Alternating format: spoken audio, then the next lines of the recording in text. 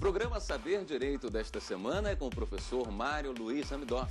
O curso é sobre direito da pessoa idosa. Tem dúvidas sobre o assunto? Mande um e-mail para nós, saberdireito@stf.jus.br. E você também pode estudar pela internet, www.tvjustiça.jus.br. Eu sou Mário Luiz Hamidoff, promotor de justiça no Ministério Público do Estado do Paraná, e nos encaminhamos agora para a última aula da semana acerca do direito da pessoa idosa. E neste momento da aula, eu vou me dedicar à parte específica que cuida dos crimes praticados contra a pessoa idosa. Na verdade, a Lei 10.741, ela regulamenta tipos de injusto penal acerca também da processualidade a ser destinada à apuração da responsabilidade criminal.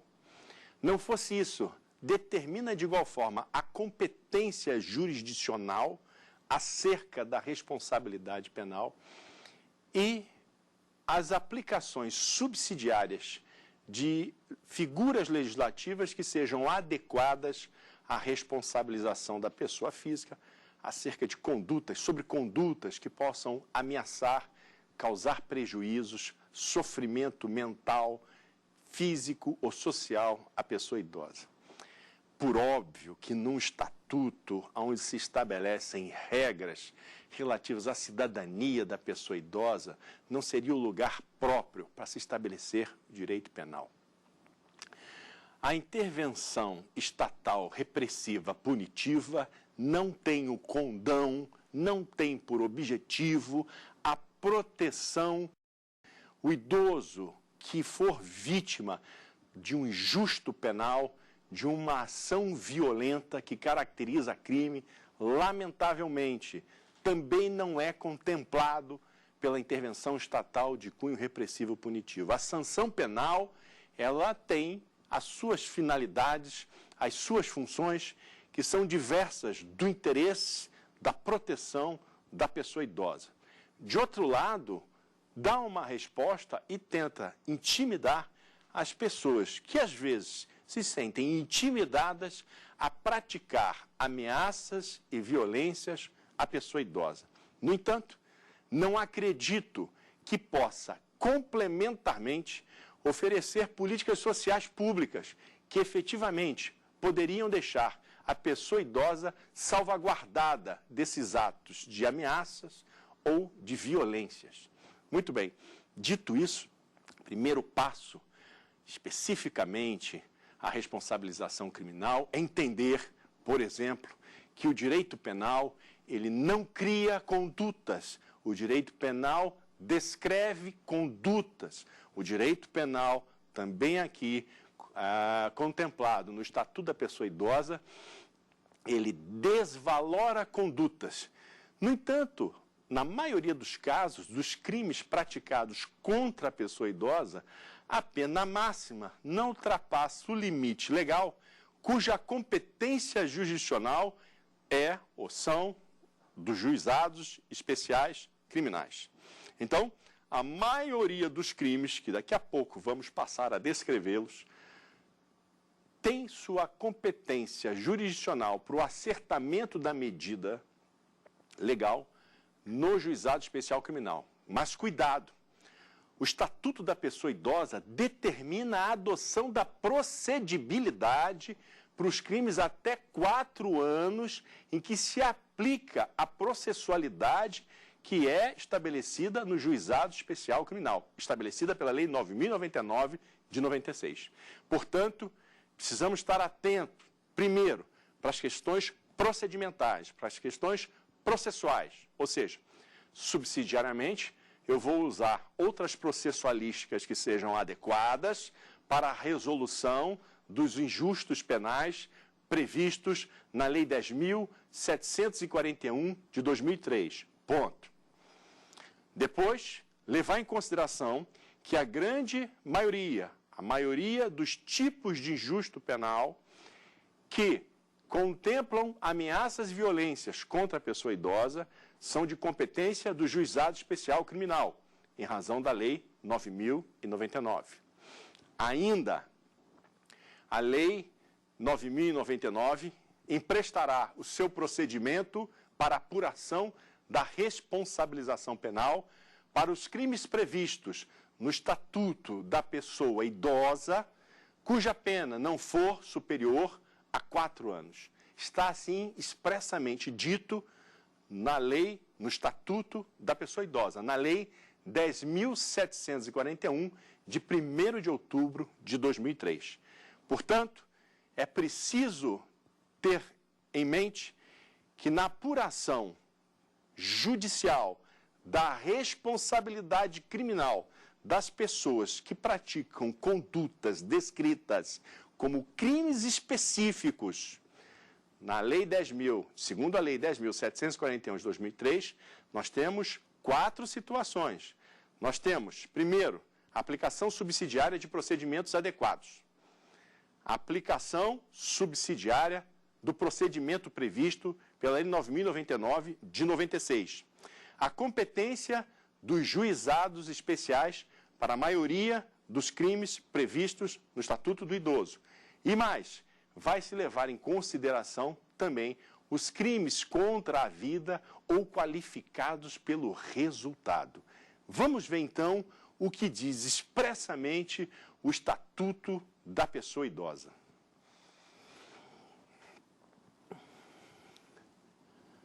O Estatuto da Pessoa Idosa prevê, no seu capítulo 1 do título 6, as disposições gerais aplicáveis aos crimes aqui previstos.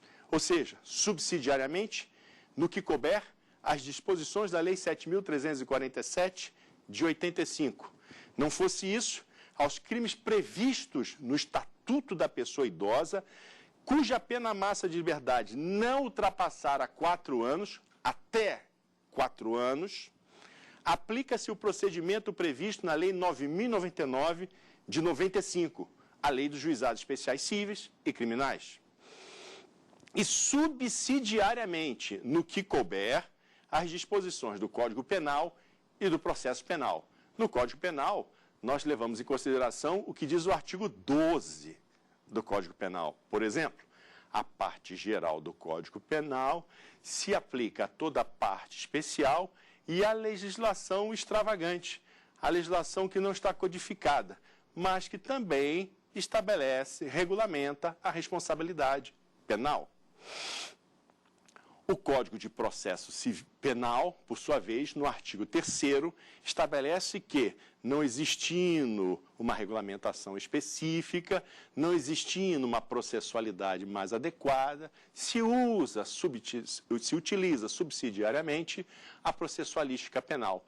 Então, é possível fazer uma integração diante desses documentos legislativos e procurar uma forma mais adequada para atender na responsabilização criminal das pessoas que praticam atos de violência contra a pessoa idosa, o procedimento que possa transmitir maior segurança, maior efetividade para a defesa, para a proteção, para a promoção da pessoa idosa. Ou seja, retirar a pessoa idosa dos ciclos de violência que ela possa se encontrar inserida. Essa é, talvez, a orientação, a diretriz orientativa que deveria permear a responsabilização judicial na área criminal, porque, como nós vamos ver, as penas não são graves, não são consideradas em quantidade considerável e elas podem causar, talvez, equivocadamente, um sentimento de impunidade.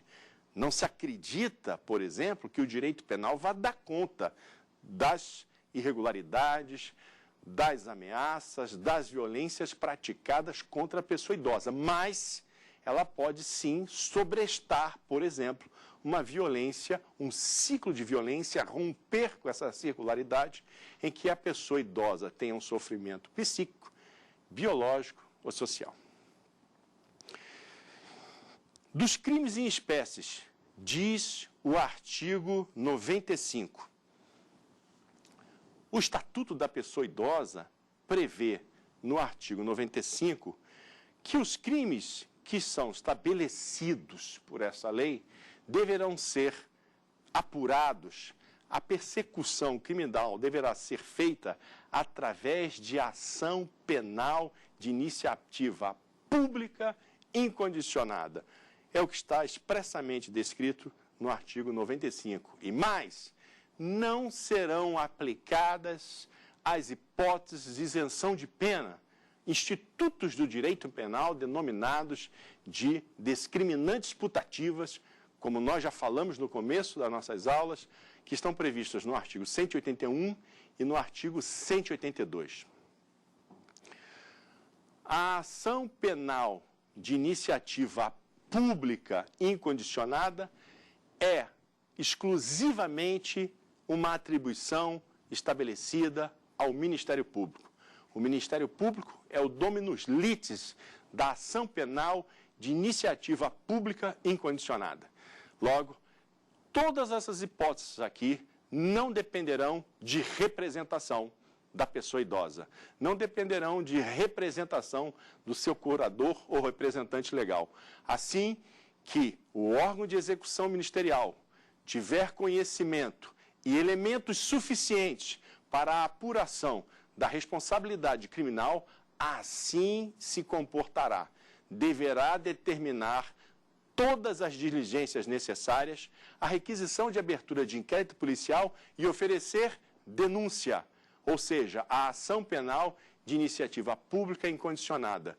Por isso, desde já, no início, o Estatuto da Pessoa Idosa não estabelece qualquer outra condição que não seja a justa causa e as de procedibilidade, como determina a Lei Processual Penal. O artigo 96, então, passa a descrever o primeiro tipo de injusto penal e cuida da discriminação que é estabelecida à pessoa idosa em razão mesmo da sua condição humana peculiar de envelhecimento, ou seja, em razão da sua idade. Diz o tipo penal: discriminar pessoa idosa, impedindo ou dificultando seu acesso a operações bancárias, aos meios de transporte, ao direito de contratar ou por qualquer outro meio ou instrumento necessário ao exercício da cidadania, por motivo de idade. Então, vejam, nesse tipo de injusto penal, além do dolo geral, por assim dizer, não é? Ele discrimina, eu tenho uma motivação, eu tenho, por assim dizer, um dolo específico, eu tenho um crime por intenção, uma intenção, um elemento subjetivo especial que determina a configuração tipológica. Eu preciso preencher esse elemento para caracterizar este crime que está previsto especialmente na legislação de regência, ou seja, no Estatuto da Pessoa Idosa. Então, esse elemento subjetivo especial é que vai dar a configuração típica específica de responsabilização pela discriminação. E não é raro nós assistirmos nos meios de comunicação inúmeras entrevistas em que o idoso não é contemplado por serviços públicos, por transportes coletivos, em razão mesmo de se saber da sua gratuidade, a gratuidade da passagem e, por vezes, a dificuldade de locomoção, o tempo, talvez, que o motorista entende perder por ter que atender a pessoa idosa. Neste momento, ele está incorrendo, tecnicamente, formalmente, no injusto penal, porque ele, verificando pelas condições e circunstâncias de fato, que se trata de uma pessoa idosa, com uma limitação incapacitante, e ele deixa deliberadamente, em razão mesmo de saber desta condição de envelhecimento, de parar o transporte coletivo para que a pessoa possa adentrar, ele incorre tecnicamente na figura típica prevista no artigo 96